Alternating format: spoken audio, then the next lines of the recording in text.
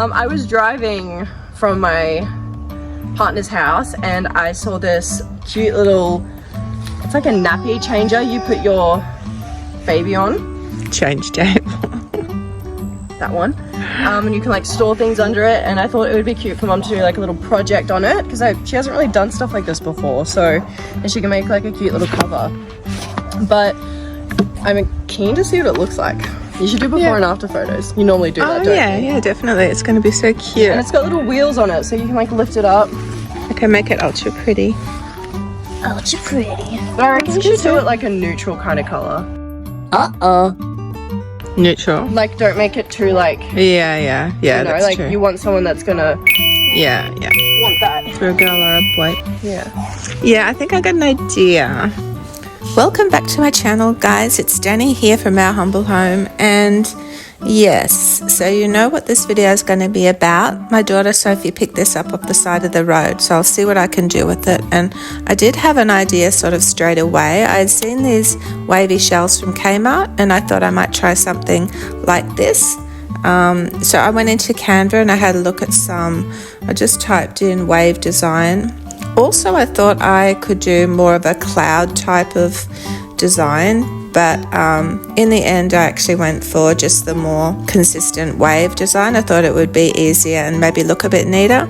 So I exported that from Canva and I went into Paint, and I just needed to make up a template that I could put into the Cricut design space so that I could cut it out.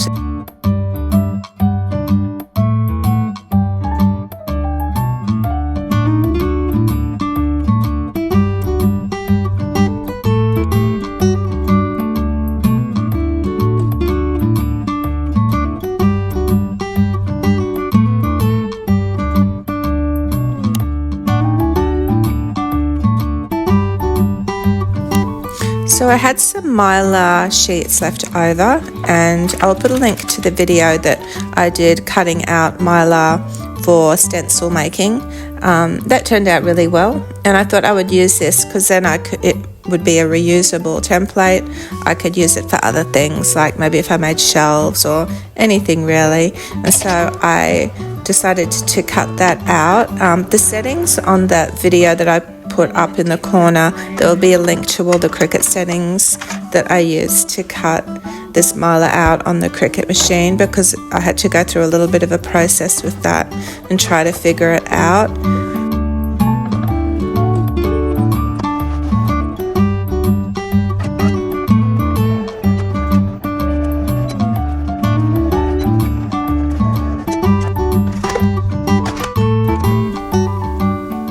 So that was my template, and there was also a stencil there that I could use as well for something.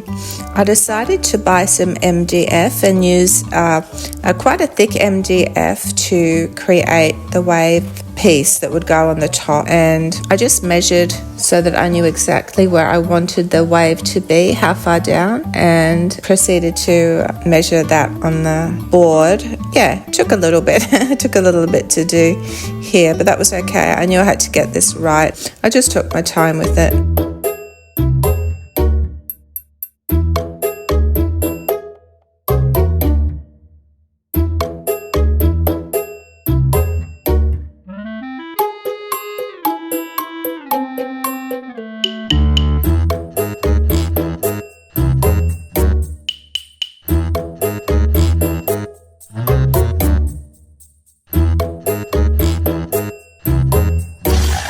So originally I was just going to do one big wave at the top on each side, but I realized I had enough for two. So at the bottom of this line was this big wave, and at the top I drew a design for the small wave down at the bottom, and I started to cut them out. Now this was only the second time I'd used my jigsaw, so it was a bit random and it took me a little bit to get into the swing of it. Also, it's not the easiest thing to cut these waves, and it is sped up a bit, but I did start going pretty quickly. I should have probably slowed down a little bit, but miracle of miracles, it did actually work out, and yeah, I was pleased with the way they cut.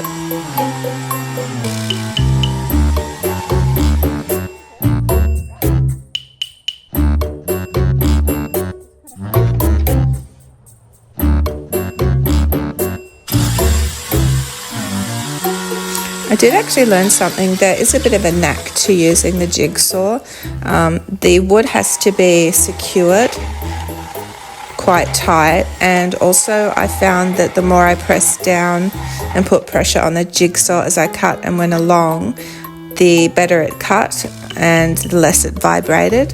So that was something I learnt in the process, but all in all it's pretty easy. And yeah, and this was my jigsaw I bought from Bunnings for $29 something, so it was a really cheap jigsaw, but I'm really pleased with it actually, and I know it'll come in handy for a lot of different things.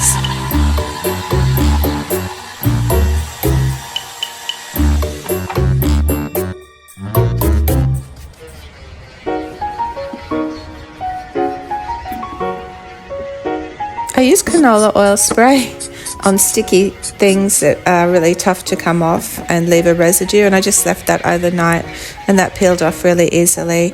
I'm just cleaning and wiping down a little bit before I stick the waves on and making sure that the screws are tightened in so that there's no movement.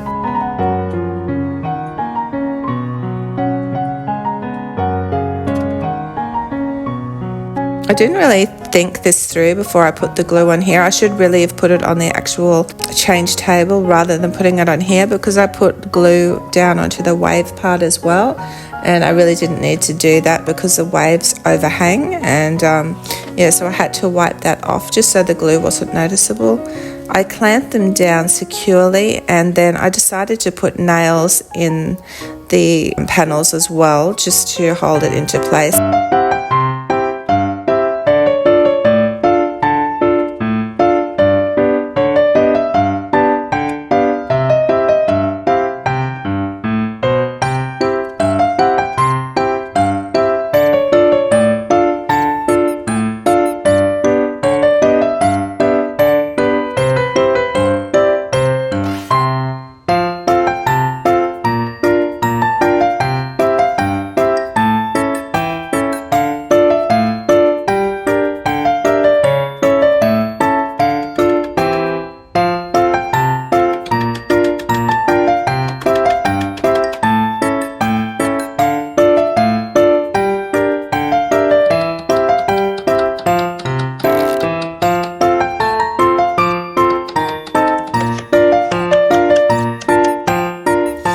When I was cutting the waves out, I made a bit of a boo-boo and I cut in the wrong place, so I had to actually glue that on, and I also stapled it as well just because it was a little piece, just so it didn't sort of break off at any point.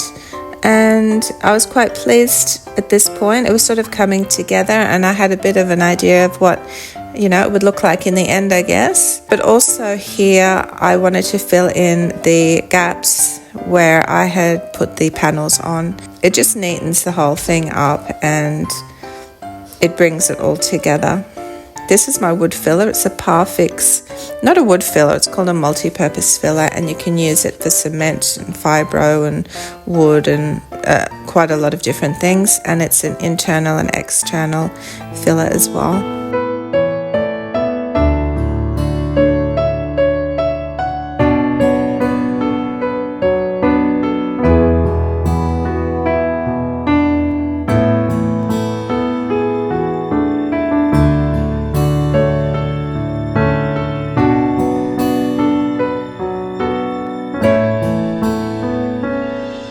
I did scuff sand this lightly, you can sort of see along the edges there, and I'm just cleaning it, giving it a really good clean all over, because the next thing I will be doing is applying some embossed wallpaper to the shelves and also to the side pieces.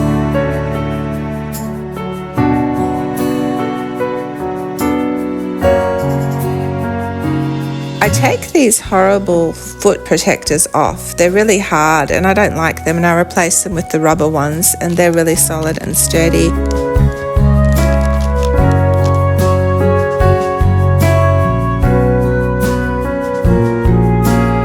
I'm applying the PVA glue to the inside of the change table, and I'll be putting my embossed wallpaper on You would have seen me use this embossed wallpaper before. It's from Wallpaper Direct, and this one's called Wilton, and it's a really pretty floral wallpaper. I got my roll for 10 meters for $37, I think, around Christmas time, and they do come on special from time to time, so you know, you can maybe save them and just keep checking on them. But I mean, even so, $66 is a good price for a 10-meter roll. I make sure that it's stuck down flat, and I go over it for quite a while just to get out any air bubbles. I do the same thing with the waves, and I glue it down. As far as cutting out the shape for the waves, I just cut out a rectangle because I will go over afterwards and I will sand back any excess, and I just find it easier that way and a lot neater.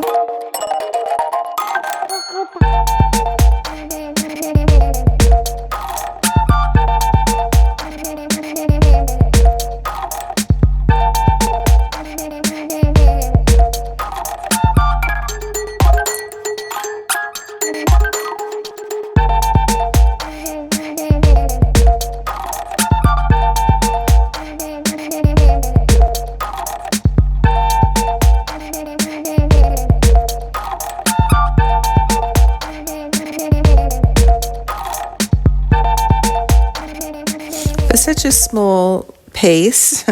This took me a long time to do. I don't know whether it was I couldn't get motivated. I sort of stopped and I started, and yeah, it was just one of those pieces that seemed to take ages to finish, and even as far as the video goes, it seemed to take me ages to edit. But this is what I meant about sanding back the excess, and I do this whenever I apply this embossed wallpaper. It just gives a really nice, neat join and finish. And even the wave underneath, I didn't know how that would sand off, but that came up really well too, and it was quite easy to sand and very satisfying as well.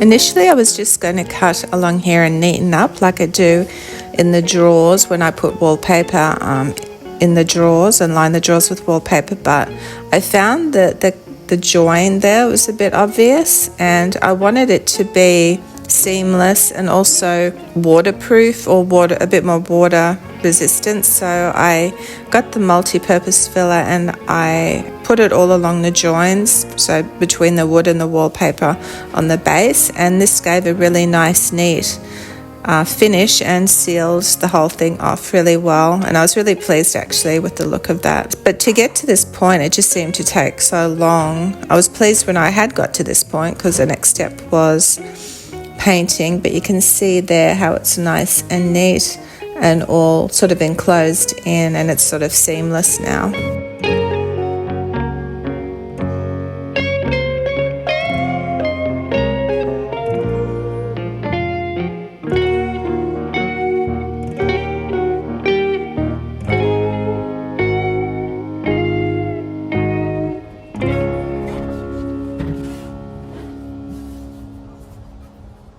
So now it's time to paint, and the first thing I do is prime. I just did one coat of primer on this because it was quite a light colour, and I just felt I didn't need to do any more than that. There was no bleed through at all after the first coat that I noticed, so it just would have been a waste if I'd have gone through and done another coat of primer.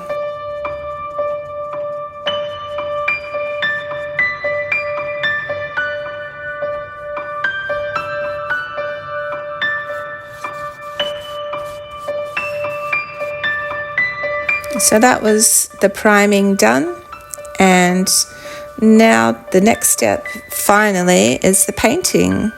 And I had to choose a colour, and this was a dilemma. Sophie said it would have been good to do a neutral, so I was thinking white, but I thought, well, white's sort of boring, and I wanted to do a pretty baby colour, so I thought pink, green or blue. Green I hadn't done before, and I really thought I might do the green, but in the end I chose, and you won't be surprised with this, pink. I do pink a lot, but I just thought this was so pretty. I did add some more white paint to it just to top it up, because it was probably about 3/4 full, that jar, and I'm glad I did actually too, because I did almost run out towards the end.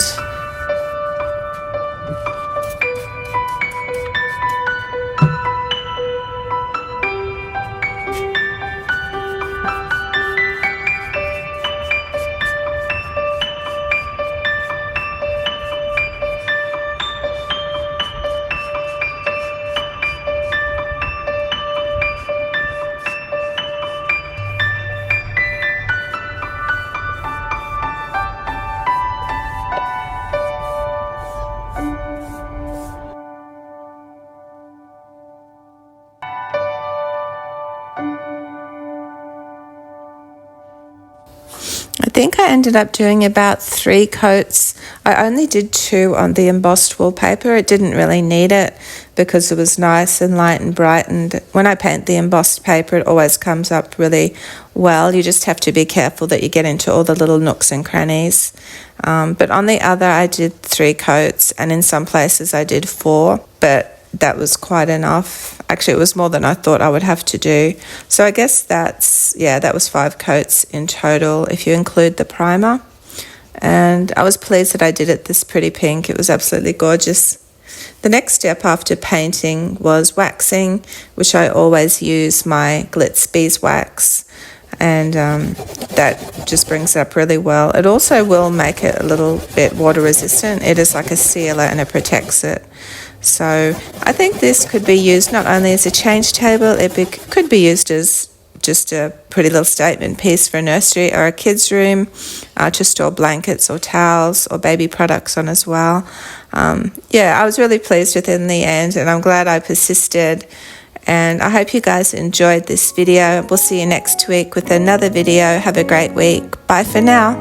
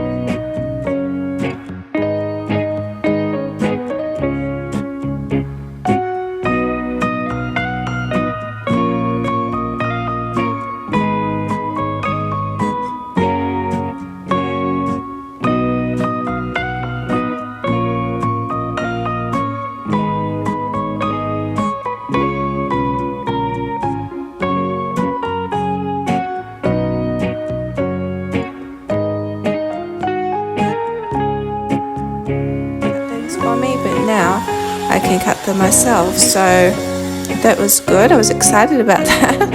And so I'm just cutting here. I'm cutting the middle piece that will go into the little cutout on the top. I decided to go that way, and in the end I just forgot about the clamps.